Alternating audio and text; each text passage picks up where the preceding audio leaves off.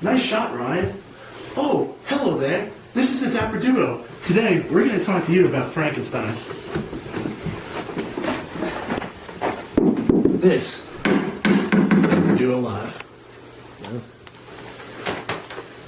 The novel starts with a series of letters written by Robert Walton, an explorer, describing his trip to the Arctic in letters to his sister, Margaret Seville. After discussing his preparations for the trip, one of Walton's letters informs Margaret that his ship is stuck and surrounded by ice. Walton then relates a strange event as they looked out on the enormous ice field. Walton and his crew saw a gigantic man pulled by a dog sled. The following day, they discovered another, smaller man, desperately ill, adrift on a sheet of ice. Walton writes that he brought the man onto his ship, allowed him to rest, and attempted to nurse him back to health. After a week, the man was able to talk and told Walton an incredible story. This man's name is Victor Frankenstein, a young scientist born in Geneva, Switzerland. He's a member of a wealthy family that loved him and supported him during his childhood. Victor tells Walton that, as a boy, he was always fascinated by science and alchemy, and he eventually attended the University of Stuttgart to study natural science. Victor tells a story of a discovery he made in his field, something so complex that no one had ever uncovered. After months of exhaustive study, Victor constructed a huge creature from body parts taken from a morgue. He then discovered a method of bringing it to life. However, when the creature opened his eyes, Victor was horrified by his monstrous-looking creation. He ran from his laboratory and became very ill and disoriented for almost 2 years. During this time, he believed that the creature must have perished. After he recovered from his illness, as he prepared to return home to his family, Victor learned that William, his 7-year-old brother, had been murdered. Justine Moritz, a young woman the Frankenstein family had adopted, had been accused of the crime. But Victor refused to believe that Justine committed the murder. Instead, he suspected that his creature wasn't really dead and was responsible for the horrible crime. However, after Victor returned to Geneva, Justine was tried, found guilty, and hanged. Victor explains to Walton that he felt responsible for William's murder and Justine's execution. Guilt-ridden and desperate to be alone, he climbed into the mountains where he encountered the creature. The creature told Victor that he had survived for the past 2 years, hiding out in the woods and scavenging for food. Lonely and miserable, he realized that he was repulsive to other human beings. In the forest, though, the creature discovered a gentle peasant family living in a cottage. By secretly observing them, the creature learned to read and write. Then, in his jacket pocket, the creature found Victor's journal and read of the experiments that led to his creation.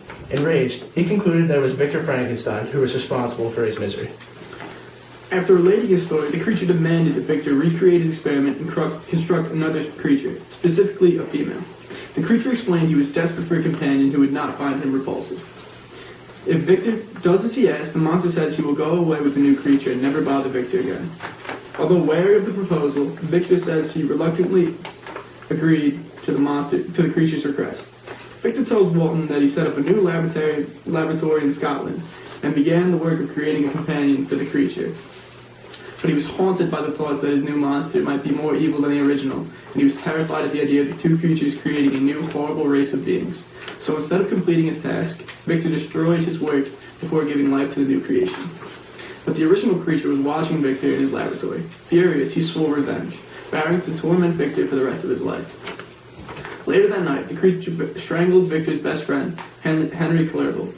Several weeks later, Victor married Elizabeth Lavenza, a girl who was adopted by his family, and with whom Victor had always been in love. But after Victor and Elizabeth married, the creature appeared on their wedding night and strangled Elizabeth to death. Grief-stricken over the death of Elizabeth, Franz Frankenstein, Victor's father, died a few months later. In utter despair, Victor vowed to pursue the creature and destroy it. He chased the monster for months, finally arriving in the Arctic where he met Walton and his expedition. Having finished his story, Victor Frankenstein dies on Walton's ship. Walton ends the tale in additional letters to his sister, telling her that the night Victor died, the creature entered Victor's room and lamented his death. He then told Walton he planned to build a huge fire and burn himself to death. Before Walton could respond, the creature jumped from the ship and landed on the floor of his lap. Walton concludes his final letter, telling Margaret that the creature was carried out to sea, where he disappeared into the darkness. Interesting, huh? Let's say so. Very interesting. Well, that was a pretty good summary, Matt, but now I think it's time for some analysis. We're going to talk about the romantic side of the novel. Romanticism is on the rise during the time period Shelley wrote Frankenstein, and is seen in various parts of the novel. For starters, Victor explains early in the novel that he once aspired to become a great poet before he became hooked on science. He tried, yet failed, to strive among the great poets of his world, like Homer. Also, the recurring romantic aspect of nature is seen throughout the novel. Victor appreciated nature from a young age and grew up loving the outdoors. Victor also uses nature as a source of strength, as it literally helps cure his illness, and brings him peace at times when his mind is filled with thoughts of his monster. Lastly, some of the characters in the novel are obviously romantic, the prime example being Elizabeth, a gentle, beautiful girl. Elizabeth is caring and loving, a prime example of romanticism. Cut. Sending it on over to you, Raf. Thanks, Matt. I'm going to talk about irony. Irony also plays a large part in Frankenstein. It can be seen as early as the monster's creation, the very second it comes to life. The monster has some beautiful aspects, like his white teeth or luscious hair, but is still grotesque in all its other features, causing Victor to hate it. It's also ironic how much effort Victor put into creating his monster, not realizing how horrible it would turn out. Lastly, it's ironic how Victor is the human and the monster is his creation, but by the end of the novel, the monster shows more humane characteristics than Victor does. Can I finish? I'm going to throw it on back to you, Matt. Thank you. We're going to lastly talk about biblical illusions. In the novel, the monster gets his hands on Paradise Lost, which in essence is the creation tale of Adam and Eve, similar to the creation tale in the book Frankenstein. Victor's creation represents Adam, as he was the first of his kind and was brought into this world by another being. Just as Adam was hungry for knowledge, which led to his downfall, so was the monster, which led him to realize his loneliness in the world. The monster is like the devil also, because he was excommunicated by his creator, and it led to his evilness, rather than still being innately good in nature. There is also a strong allusion to Prometheus in the novel. You could say that Victor is her modern incarceration of Prometheus. He, as Prometheus was, is fascinated by the power of electricity, or lightning. It is from this power that he has equipped himself with that the inner torture he will suffer from the use of it stems.